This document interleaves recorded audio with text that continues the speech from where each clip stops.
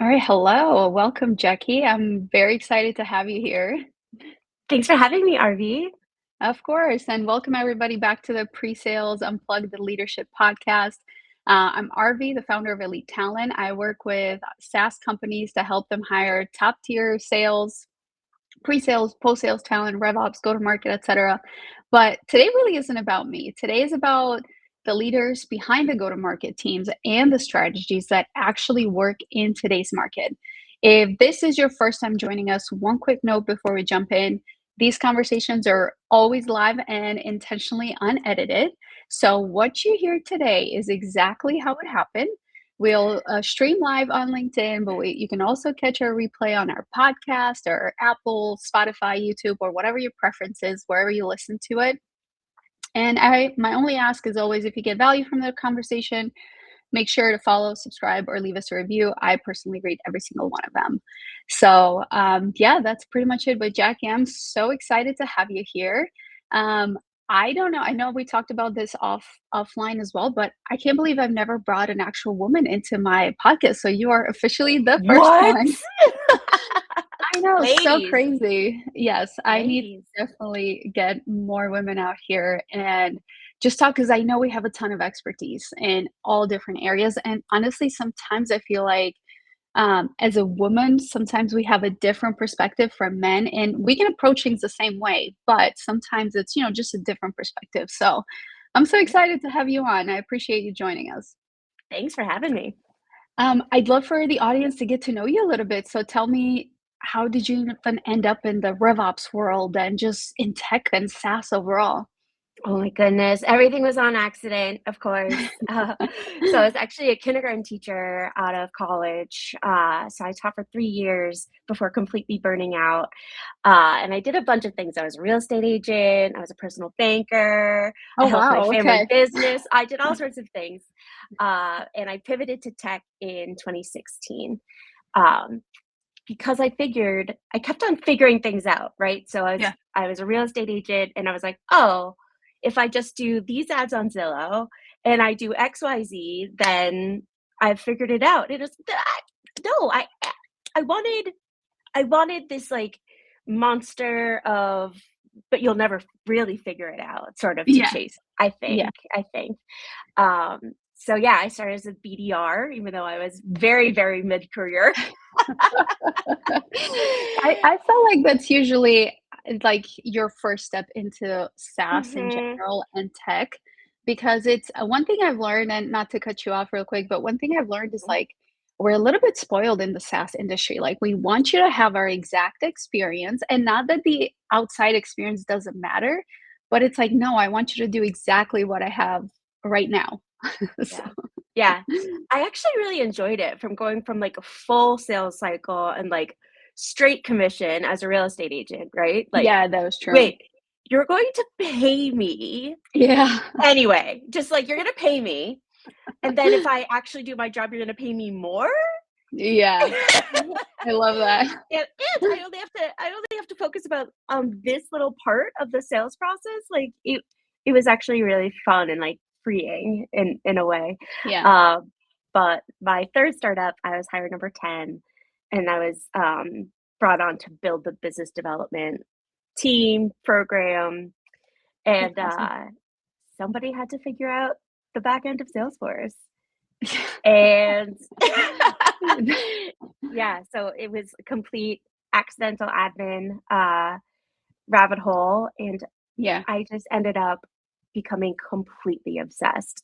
And like that ghost in the closet that can never fully be figured out. Like I feel like that is tech, of course, but RevOps, Yeah. systems, operations. Oh man, it's yeah.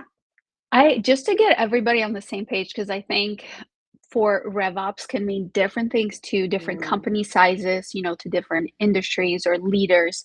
Explain to me, since obviously you are the expert on RevOps, what do you define as RevOps? What are like the main responsibilities for somebody being either, fractional RevOps or just being hired as one? yeah. Um, our primary directive is to be a steward of the revenue engine itself. So I love that. we are if it was a national park, we're the park rangers. We're like, oh, please don't litter. Yeah. No building fires today. It's too windy. Yeah. It's too windy for fires today. But we are sort of the protector, and also the infrastructure, the HVAC and plumbing, for the revenue engine. I really see us as being loyal to that over everything else. That's actually one of the best analogies I've heard to describe RevOps, and as you explain it, it actually makes a lot of sense in my head too, like, it clicks even better, so I appreciate you for doing that, and I can see where your 3rd grade teacher kinda expertise come in at this point, so I love Yep. that. Yep. Break it down. Okay. Break it down. Yeah, exactly. Well, before I get into more technical and tactical questions, explain really quickly, how did you even end up with, activate the magic? What led Mm. to that? And Oh what my is it, of goodness. course? Oh my goodness. Yeah. So, uh, at my 3rd startup, we went from 350K ARR to 9 million in 2 years. That was sort of my Crazy. accidental admin Yeah. baptism, if you will. And so when it was time to leave, it was so funny. It was like it was like January 30th, 2020, or when I left, and I pivoted Love over that. to right. So I actually went to the consulting side. So I joined a small Salesforce consulting shop, uh, and so I was there for 2 years. Ended up turning the internal operations of the Salesforce shop around, like Yep. running a pod of developers. Like, my boss was like, "Hey, can you tell me what to do?" That's so funny. So funny, so funny, so meta. But actually, I was obsessed with winning by design revenue architecture at the time. So that was like 2022. Mhm. Uh, and Jocko heard around town that I was building things in Salesforce to be able to operationalize the bow tie. That's sort of the revenue engine, Yeah. uh, of winning by design, IP. And so I was recruited to actually start building the revenue operations practice for winning by design. Um, That's amazing. that lasted a couple months. Oh, And it was no. just, yeah, it was Yeah. 2022. So, Yeah. uh, eh, Bessemer Capital later called it the Sassacre. Uh, Mm. Yeah. so yeah, so just all of a sudden, the forecast for the year just kind of tanked, and they were no longer in a position to like invest in something new, or they kind of had to Yeah. shore up their core. So I found myself on the streets, man. Yeah. Uh, and I was Which exhausted. I probably didn't was the worst time to be let go of. I mean, much there's better never than really a now. good time. Yeah. I But thank my stars that it was before everyone like I was early. I was an early impact, yeah. right? Yeah. So not everyone was going fractional. I didn't have you, RV. I didn't have you fighting for me for like, and I know. I couldn't stomach like interviews and starting over. Yep. So I kind of just put out my little shingle on LinkedIn. I was like, "Hey, I'm available for independent work." And Yeah. 10 days later, I had my first paying client. And it just kind of I was before the fractional Mhm. boom, right? So Yeah. very shortly, I had too much work, so I brought on a friend and then another friend, and they're like, "Oh, but we brought on a junior person." And 6 months in, I was like, "Did I accidentally start a This company?" yeah. That I feel like Yeah. that's the best way to start a company, accidentally, and then just you don't Mhm. know how you ended up here and you have too much work and then you keep on going and then you raise your Yep. head and you're like, "What just happened?" Exactly, exactly. So, Yeah. and I always said I didn't wanna I don't want to build my own Salesforce consulting shop. Like that was never something that I ever wanted to do. Yeah. Turns out entrepreneurship is what if if you like personal development and Yeah. like leveling up Crash and course. crash course and eating humble pie for breakfast most mornings. Oh man, you're making my stomach cringe because I've been through it all. Yes, you have. Yes, you Yeah. have. So yeah, talk about like something that can never be figured out, right? Yeah. Entrepreneurship and business ownership. It's a whole new journey and path. Yeah. Yeah, it's really exciting. That's true. And if you weren't a problem solver before, you will Mhm. definitely become Yeah, one as an yeah. entrepreneur. I think it's more like problem period solver. Yeah. Yeah, Yeah. yeah, You're putting out fires all day, let's put it that way. Plus yeah, adding your line of work in yeah, RevOps, which is actually also putting out fires all day. yeah.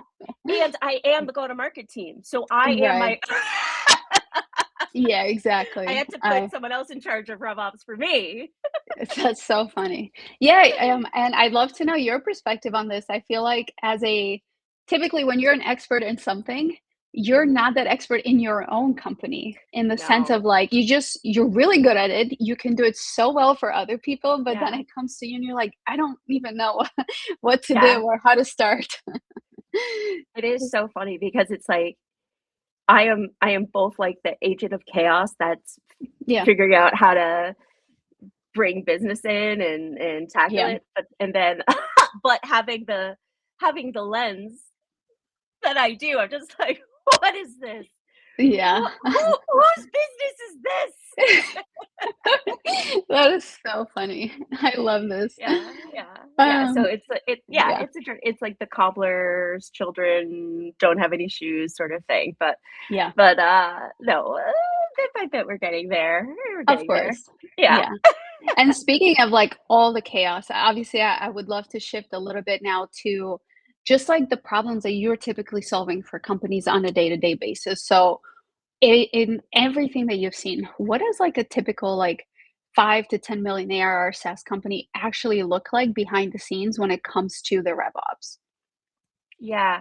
So, traditionally, I like to say you don't until you really need us, you don't need us. Like, you're fine. Yeah. If you're running even if you're like a 3 or $4 million annual revenue company and you're running your pipeline and forecast in Google Sheets, is it working? Are you good? Yeah. Awesome. Keep going. It it really only makes sense to prioritize RevOps when the lack of organization is in your way. Like it would actually Yeah. unblock cash money revenue to have some systems and infrastructure in place. Um, and I always want the revenue to outpace any sort of uh, Yeah. organization, structure, infrastructure sort of thing because especially at the beginning, like that founding AE or those first couple salespeople in a business, and it's like, oh, it's working, oh, it's working, and then Yeah. it feels like an instant where that early sales leader is like, I used to know literally every single person and every single deal, and now there are deals that are like mid pipeline that I didn't even know the company name of. Right. So it all of a sudden is like it goes from I might not be in control, but I have that Mm. feeling of control because I know everything. I've got everything in my hands to Yeah. this all of a sudden panic, this sensation of not being in control. Um yeah, because it's too big. It's too big to wrap your It's hands too big. around. And you have to go from like flying an airplane by sight to Yeah. just you got to trust your instruments, you got to trust your dashboard. Um when that sort of has to happen, I think that's when it makes sense to bring in some RevOps. I love that. So if somebody is in that stage right now, right? They're in Mm. like, we're kind of sure we need somebody. I'm starting to lose control. I don't even know what's happening mid funnel.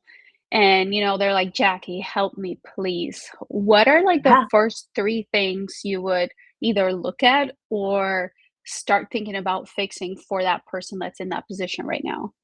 yeah. So I like to triage with, I've sort of simplified the living by design customer journey bow tie for earlier stage. Hmm.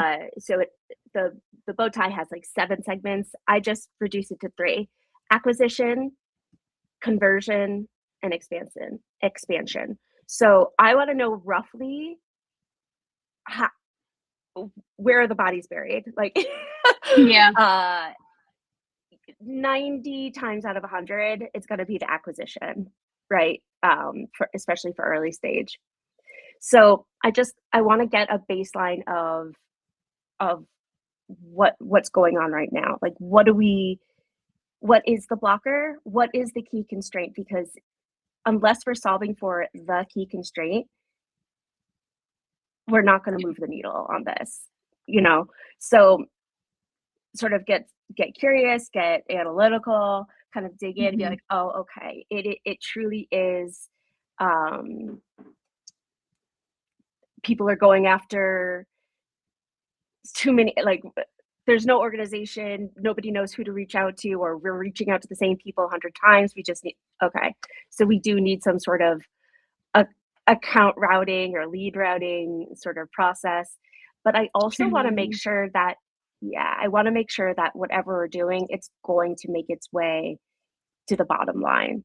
So Hmm. even if it's just a rough um, back of the napkin sketch, okay, like we're reaching out to eight eight prospects a day per rep, right? Hmm. And 2 of those are probably either someone we've already, or I'm Yeah. not supposed to, right? Okay, so if we actually, even if we kept our same conversion metrics on who's opening emails, replying, or picking it, if we just simply had Yeah. more accurate starting points, what will the output be? It's Sometimes it just is tiny. literally that basic. Like, oh, okay, Yeah. just a little bit of a structure here. It's going to, within 1 quarter, your pipelines are actually going to see the difference. And when you can break it down and communicate what it is that you're fixing in those terms, even the CFO is going to be like, yes, take my money, please, Yeah. to do that. Yeah. Very true. I wanted to ask Jackie, so if I'm a leader or a founder, whatever in my company right now, and I just have no clue how to even think like whose fault it like where is the fault relying in? Like where is the Mm, clog? Do you have mm, any couple questions that you recommend asking yourself as a leader of like to really start to mm, diagnose the problem and then say like, oh wow, okay, I need Jackie now because I can see where it's at. mm. I think a great triage is like, Hmm. is your revenue engine, what do you need right now? Do you need growth or efficiency? Mm, That is a big one. yeah. Um, it's usually going to be growth.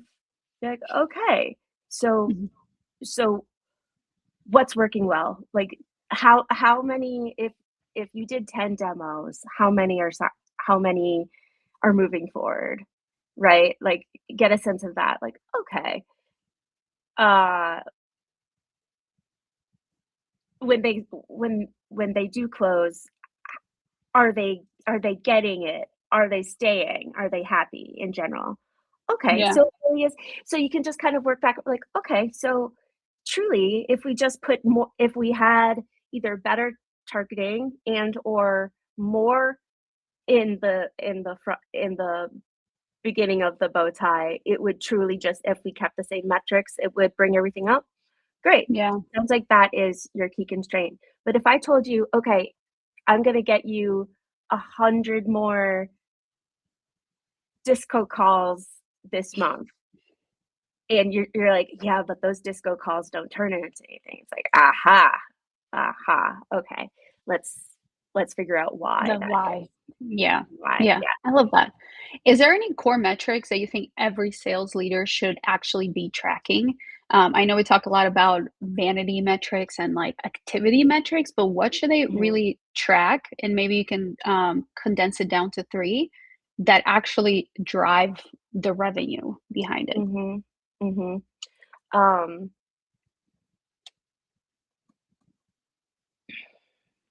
I think it's gonna depend on the nuance, like if you're doing outbound or inbound, Yeah. enterprise, but basically, I wanna know an early stage, right? I wanna know, how many what awareness looks like, how are you doing that? Uh, like the velocity of input, like, what does that look like? Um,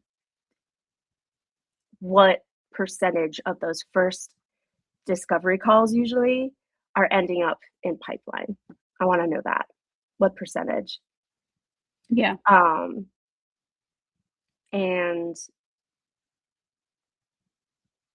uh, then what percentage of once you've gone into, like, proof of concept or any sort of customized demo, like, Yeah. sometimes like, I'll call it demo, but you know if it's not a real demo, right? Like, if Yeah. you're in the Yeah. audience, you're like, "We say it's a demo, it's not really," but, If like, that when was, you actually do a pitch, and if it's a transactional, you know when you've pitched and when you haven't really pitched, right? yeah. I wanna know what percentage of those are going deeper into the funnel, because that's that's all you've got. Mhm. That's all you've Yeah. got, like, and it'll really tell you, are we talking to the right people? Are we talking about the thing that we actually solve? Um, Yeah. yeah. So I guess that conversion rate of awareness to conversion, and then conversion to like that deep pipeline. The thing. Yeah. Yeah. No, Yeah. that's why I wanted to ask this question, especially in startups. Obviously, we hear you should be tracking this, you should be tracking that. Like, there's 10 metrics we need to be tracking to tell us to Mhm. the. But as in a startup, as a founder or as a leader, like you're wearing so many hats, right? Like, you just Yeah. don't have the time to track everything or fully understand everything. So, simplifying it to like the main three things right now. And of course, as you grow, Mhm. you're gonna need more metrics, you're gonna need to track way more. And at that point, yes, you can go a little bit deeper into your numbers, but that's why I wanted to ask that question because Mm. it's important to know what brings revenue now and what problems can you solve right now versus, having numbers because you have them and you don't know what to do with them. Yeah. And remember, I'm talking more earlier stage. Like, Yeah, once until you're a year or two in, you really don't know what your right. CAC to LTV or Yeah. LTV to CAC is yet. Like, directionally, you might be able to tell, but it's too soon to tell. So, yeah, So yeah, later on and deeper into the maturity, um, I'd probably do LTV to CAC, but it's usually too soon, right. and you probably don't have the data without normalizing it and massaging it to actually get um yeah, until you've got that like a couple cohorts through, it's too soon to tell. Um Yeah. yeah, Yeah, I love yeah. that answer. I wanted to ask about the topic of the last 2 years, AI. Where do you think AI actually replaces RevOps versus where does it like fall apart? Well, let me tell you something. uh for a friend who's kind of uh pre-revenue, like she's going to be the go-to-market and someone's the product, right? She's like, can you help me set up my HubSpot? Absolutely. So I took her like sales vision doc and I just put it into Claude. I was like, hey, help me design Yeah. for like what fields do we need for contacts, companies or accounts and opportunities or deals. It like read it, kind of output it, and then bit by bit, I did not create a single field in HubSpot. Literally, Claude did it all for me. That's amazing. Like from like, if I was going to actually operationalize this, I'd have to build in agents that would like Right. hand off and stuff like that. So like I was very much like, I brought it to this little machine and then I like picked it up and brought it to this little machine in terms of automation. But yeah, like from that Chrome extension, it created all the fields like via UI. It did it will build workflows for me, uh, edit record outline layouts, list view columns and filters. It like so you still need to have the vision, but like I didn't have to like I think very much in like atmosphere Yeah. fans, right? Yeah. And like if you're here with the vision and the plan, and then a lot of RevOps people, especially the accidental admin ones or team of one, we're used to like, okay, now let me build it, let me get deeply granular and da da da, and then all of a sudden my brain shorts out because I've been doing too much context switching or just like altitude switching. So Yeah. it really does save me from having to do that. And yeah, just more and more, I think it's taking the granular work out of the cycles. And so yeah, I think what we're getting is faster and faster iteration cycles. And yeah, the faster it can kind of like self-experiment and iterate and shore up little parts of the process. That I think that's where we're going. Yeah. And so, yeah. Yeah. I love the way you explain that because I agree. I think that obviously we all know it makes you way more efficient now. You can take what you Yeah. said and have it build it itself, but at the end of Mhm. the day, you still need the vision. You still need to understand that what it's doing, is it actually right? Does it make sense? And Mhm. really, kind of like you said, build the entire workflow. Like, does it make sense Mhm. what it did from start to finish? Mhm. But it doesn't take away the strategic thinking. Although it does probably help in some parts, from what I heard, it's Definitely. not necessarily taken away the strategic thinking and the logical sense. Like, yes, I know we did this, but does it make sense for my company, for the business right now, or what we're trying to go to? Yeah. Yeah. And for a while, we'll still have people who understand the step-by-step kind of QA or like Yeah, iterating troubleshooting. But I can see in like 1.5 to 2 what RevOps generations, right? yeah, If like my mentor, me, people I've mentored, what, right? yeah, The art of the, even the process builder of yeah, Salesforce, which is what I learned on back in 2018, 2019. Even that is legacy now, right? yeah. Um, crazy Very stuff, crazy. RV. Jackie, I'm going to ask you the question of the century. Which one is better, Salesforce or HubSpot? Salesforce. I think we're gonna get a whole set of comments here of like I why know, HubSpot is HubSpot better. mafia. Why? Tell us why. Okay, so I answered as Jacki Leahy, the human. Yeah. So if you're like me, if you are a control enthusiast and in it like really enjoy precision. You Okay. just like HubSpot will just always, to me, be like my first CRM, like play school CRM. Mm. Mm-hmm. That being said, what we use internally at Activate the Magic is HubSpot, Yeah. right? Our sales process, I like to say, tastes like chicken. Like it's this, there's nothing fancy, Yeah. right? And we don't need to do any crazy like monitoring of Yeah. POCs or inventory. Like we don't need anything complex kicked off. So where HubSpot is fine. And like Yeah. you just plug things in and it works.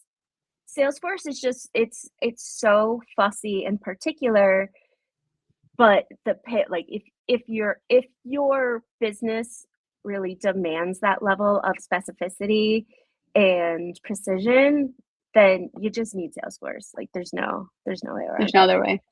Actually, that's a really good question. Do you have like companies or industries maybe that you've seen in your career that like, Mm. hey, if you kind of fall within this category, and I know you mentioned with like POCs and things like that, but maybe somebody is right now deciding moving from HubSpot to Salesforce or vice versa.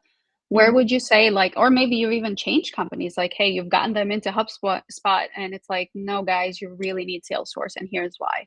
Just Yeah. maybe a little bit of understanding for those that are listening. Uh if you have questions that you cannot answer in Mm, HubSpot, or you you just need more granularity around, then either get yourself a data lake, what like yeah. Snowflake and some BI, and as but usually that's I wouldn't necessarily say that's like a 5 to 50 million dollar adventure Yeah. journey stop. That's not usually a field trip along that way yet, quite yet. Um, so I would just be like, let's just do Salesforce. Yeah. Yeah. Okay. Thank you. Yeah, I think Yeah. I'm sure you've heard that battle around a lot. So figured who best to ask Yeah. and then I know. the expert in RevOps. Salesforce is making it really hard to root for them right now, though. Let me tell you, I think they are I bet. absolutely shooting themselves in the feet. With it, they should just play well with others. Like HubSpot is like, yes, we MCP to Claude. Let's Yeah. go. It's your data. Have a party. Whereas Salesforce really thinks that they're future proofing themselves by locking all their stuff down, Mm, and abandoning the social pillars that they yeah. were built on. So yeah, it's really upsetting, disturbing, and I kind of hate when geopolitics veers veers into my lane of business Legos. I hate that. Let me have Yeah. my Yeah. business Legos in Yeah. peace.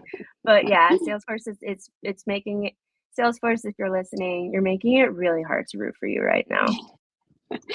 Is there a CRM that you recommend for somebody that's maybe not even ready for HubSpot or Salesforce yet? Maybe you've seen something out there besides Google Sheets, which we all know we have access Yeah, to. Google Sheets, man. You're good. Yeah. Yeah. Yeah, I mean, if you are like scrappy founder, if it's like a couple of you guys and you're experimenting, go for the ADIO. Uh, Yeah. what is it? Clarify is one as well. I think I like ADIO a little bit better. Like, yeah, Yeah. have fun, experiment. They are not ready for prime time yet. Like, don't like anybody who is actually using it, they're more frustrated than they're letting on. Yeah. They're they're just really dead set on making their uh contrary Yeah. contrarian choice. I love that. Makes Well, sense. I won't put you in more hot water, so we'll move on from the CRM questions. Please, I I need more don't want to hate have mail you in my life. canceled online.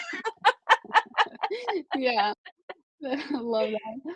Okay, tell me a little bit more about RevOps. When that is done right, what changes for a business? Yeah, there's just a sense of certainty, right? Because sales is insane. You Yeah, what what on earth are we actually doing? We are making something out of nothing. We are turning strangers into giving us money. Right? yeah, That is if you kind of step outside and look at it, like that is a wild profession. yeah, And you know, there's a little bit of superstition. There's a little bit of like, well, it worked here, it could work, it's supposed to work here. I've got the playbook, I'm magical. It's there's so, it is such an open world video game in so many ways. Like yeah, there is no playbook, especially now. There is no playbook. But I think RevOps really lives in what we do, why we do it, and who we are, right? yeah, So always come back to the revenue engine itself. So when a company is truly embracing like constraint led go to market, we are not going to get on some crazy side quest about qualification chat bots uh, yeah, because it's the new AI thing. We're not we're going to be like, "Oh, that's interesting." But actually that would not move the needle for us at all. That is nowhere near our key constraint. And we actually have we trust ourselves enough to confidently attack the problem that is our problem, and we're going to be mature and focused enough for everyone to be on the same page and solve for this. yeah, Great. There's going to be dumpster fires everywhere. Are you kidding me? Chaos yeah, is the glitter of growth. Like we're that maturity where I'm like, yeah, RevOps is actually doing its job is when there's a bit of deliberate calmness, curiosity about, okay, what are we solving for now? Um, and so many CEOs and execs and boards, they want everything fixed already. And it's like, okay, but you've been doing that since the dawn of time. yeah. We can like a quarter from now, do you want to have actually moved past this little this blocker, or do you want to do a million things, be really stressed, yell at everybody, Yeah. uh, and have this same conversation in 3 months where we're like, no, we need to do it all now. Because if you're Yeah. fixing more than if you're can read tooling something in more than one place in the revenue engine, it's a system. You won't actually know if that worked or didn't work or Didn't caused work. harm. Yeah. You You don't can know. point your finger at what didn't work. Yeah. Yeah. Yeah. Yeah. Yeah. With that being said, do you think there's any couple of giveaways in a way that I feel like as founders or as leaders, we Mhm. always love to blame people because it's like the easiest thing to do. It's like, oh, you didn't do this Mhm. right, or you need to be better at sales, or whatever that looks like, when it's actually a Mhm. systems problem. Yeah. Yeah. Um, the name of the game is building robust revenue, stackable revenue that is process over heroics. And of course, every startup is going to have superhero heroics. The always that's kind of what it takes to get like, oh, turns out this works. Okay, let's codify it. Let's see if we can um replicate it. Repeatability. Let's build repeatability. Uh Yeah. but that heroics, that above and beyond, that 24/7 stuff, it might be necessarily to like crack the code. But that's not a way of life, because you're going to need that genius. You're going to need that creativity and energy and innovation. You're going to need that, but you want to have that applied to the actual thing to be figured out of the time. Yeah. Yeah. Jacki, do you have an example of maybe a company that you might be working with right now or in the past where you came in, this is the chaos they were having. What did you guys implement and what did that lead to? Yeah. So one of our clients right now, we like to organize our work in quarterly sprints. So we just completed their first quarterly sprint. And this is one of the AI native companies that are like, they're on their way to 100 million in like 4 months. Like it's actually, Yeah. it is such an unnatural growth pace. I'm still just like, It's this is like, our yeah. second client like this, and it's just like, I don't know, guys. Like this is this is not a chart. This is a cliff. Yeah, Like what that's is crazy. happening? Yeah. And it's so funny because their product is so good, and they're winning, but like it's almost like anything is working, and so everything is working, and so they have their BDRs just like doing events and and like throwing like spaghetti at a wall, and it's capturing, and it's awesome and it's fun, but it's also exhausting because they're like, we don't actually know what's working. Like, Yeah. and so we've got them some like a dashboard of like, okay, this is actually these are the sources of your best clients. Here's what their buying journey looked like. And out of like 250 closed won in the last quarter or something, only 12 of them actually went through the sales process. Oh, wow. So it's like, now do you see why we need a little bit of structure? So it's like, oh, yes. So Yeah. it's just like, it's not zero to fix. It's like, you just, in layers. See, look, this is where it's coming from. Wait, oh, if we do this, I don't know. We might have to actually follow a process to know the question. Should we do that? I don't know, guys. Should we do that? Yeah. Yeah. I Yeah. love that. And I think that must be very fulfilling on your end, like seeing it go from that to like a process and then just leaders having clarity. And it's like, wow, I can't believe I didn't know this before. We were Yes, doing 5 strategies if we just double down on this one. exactly. Yeah. And also, like, no, you like, sales leaders almost kind of come to me like with their tail between the legs. We don't have a sales process. Like, yes, you do. Just because it's Yeah. not written down or like blessed Yeah. into CRM, like you do. We just need to kind of like figure what are you doing? Let's Yeah. put some guardrails around it. Yeah. Yeah, it's really fun. It's really fun. Love that. I actually wanted to switch gears a little bit onto the hiring side and just RevOps Mm. as a person, as an A player, as skill set. What do you feel? And obviously, you've hired for your own team, plus before as well. You've been on the hiring side and as a candidate.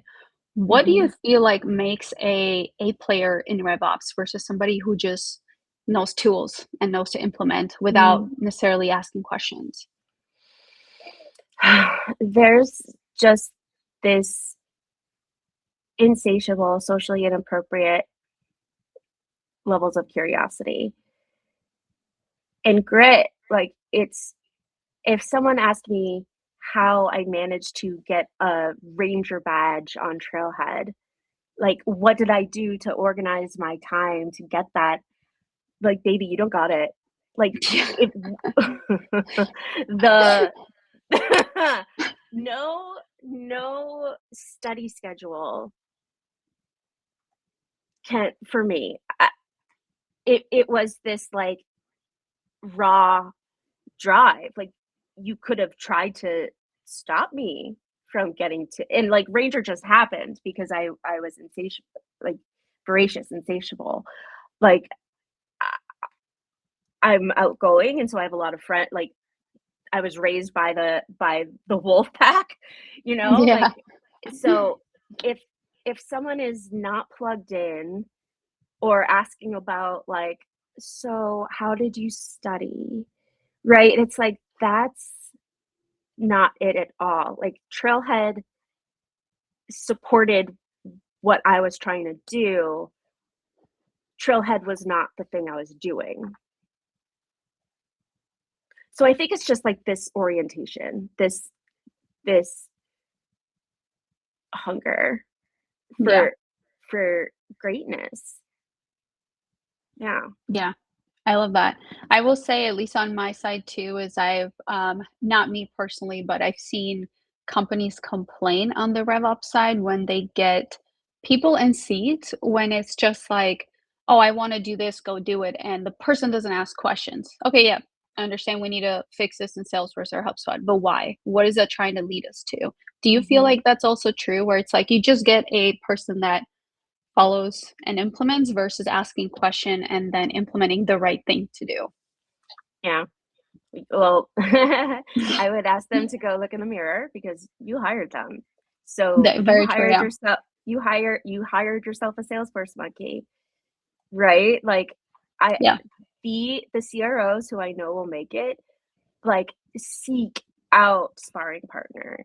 Like, they don't want their RevOps person to do what they say, give them a checkbox when they want that checkbox, right?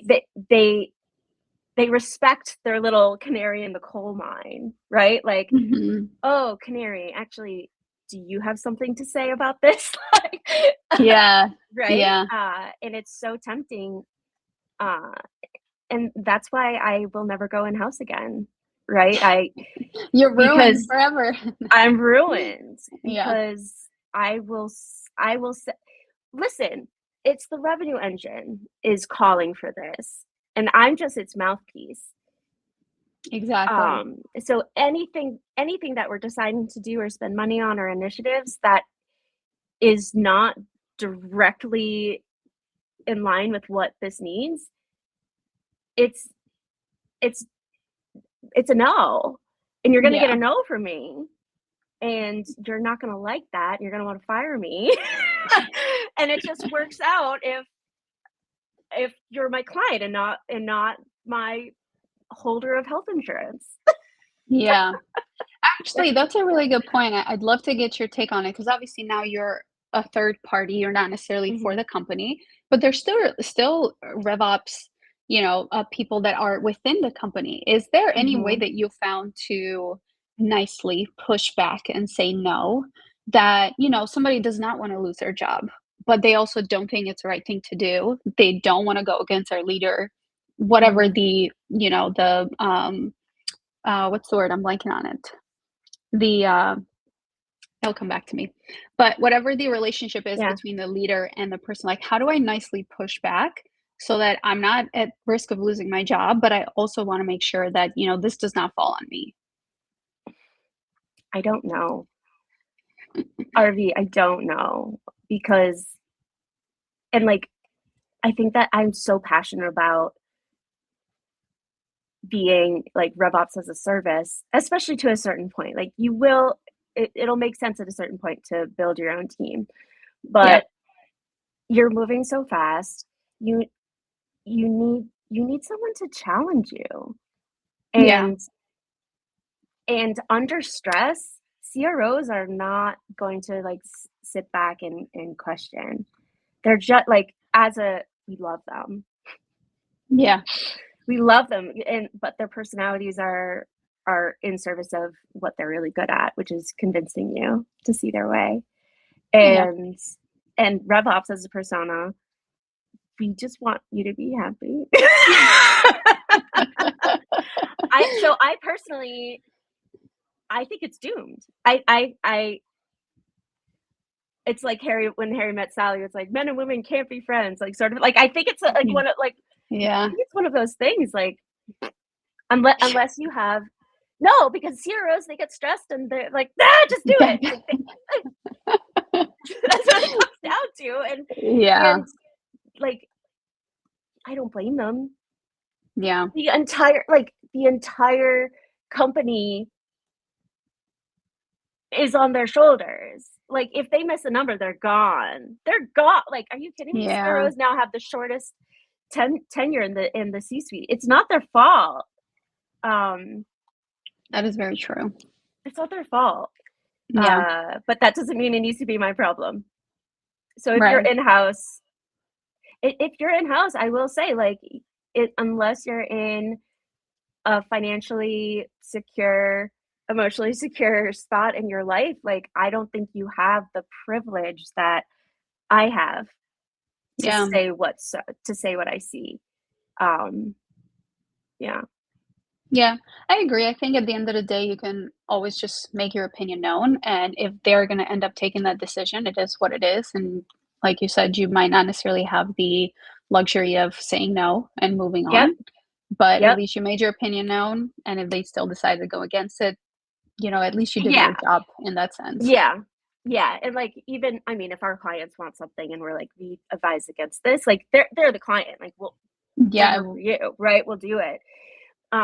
But the difference is that we have 18 other clients, yeah, and we're not, like, emotionally like, when you're in-house, attached. like, Yeah, that's yeah, your yeah, world. That's your world, and, yeah, like,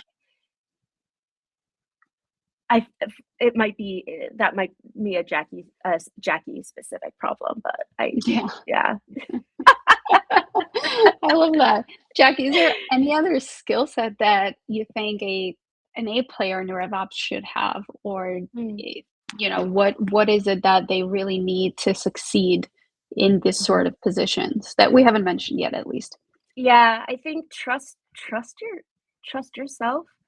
Mhm. Um, there is no blessed definition of what ARR is or what NR like, there there's no there is no golden CRM that we're aiming to have. What we do is very much the laundry. It is not a project, right? Like, it will never be done. Um, and it's just I think a lot of us, especially when we're newer in it, it's like we need to achieve some standard. Mhm. There is no standard. Mhm. It's what your revenue engine is is in need of, and you're of service to that. So trusters, you see it. Like, you would not be in RevOps if you were sort of like a systems thinker, and if you didn't see things, you probably wouldn't have the role you have. And how you see things is different. It is rare. It is so needed. Like, nobody else sees it sometimes you might be like, "Am I crazy?" Yeah. No. No, you're just a systems thinker. So, Yeah. like, even if you have to, like, kind of bend the knee in the situation, like, don't let that mess with your head. Because I think we need RevOps as a profession to really be strengthened and, like, be here for each other, because we are, like, the sanity whisperers out there. Yeah. And unfortunately, we can become silenced. Um, but don't yeah, don't let it mess with your head. What you s there's a reason you're seeing it. There's a Yeah. reason that that yeah, Yeah, I and think you guys are the ones that keep the CRO sane as much as possible. if we don't drive them crazy first, Yeah, right? when you Like don't drive them crazy. You're keeping them sane when you don't drive them crazy. Yep, Yeah, yep, yep. yeah.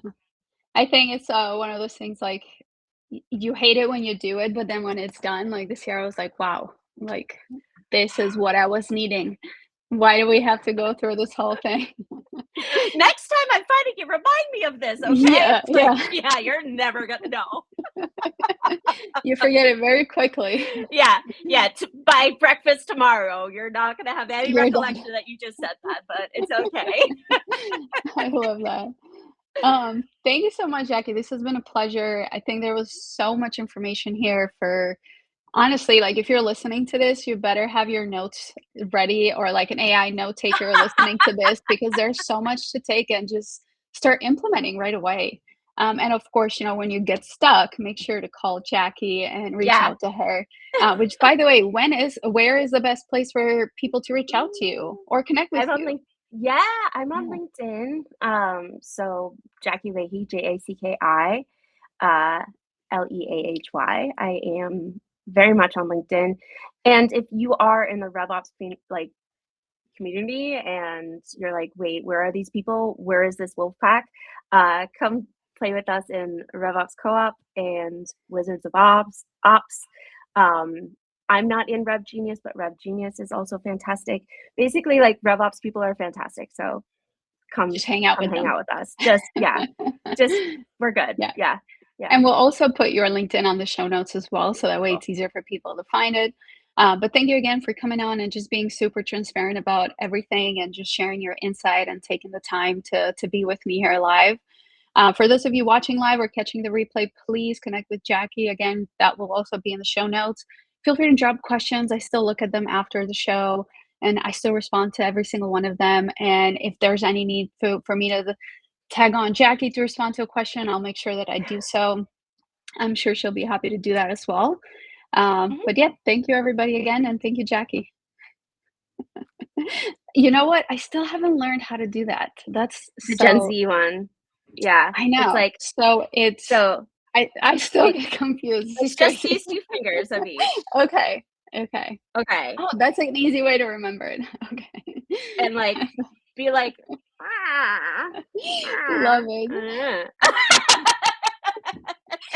If you're watching this, we were trying to make or if you're just listening to this, we were trying to make the Yeah. Gen Z heart. She taught me how to do this.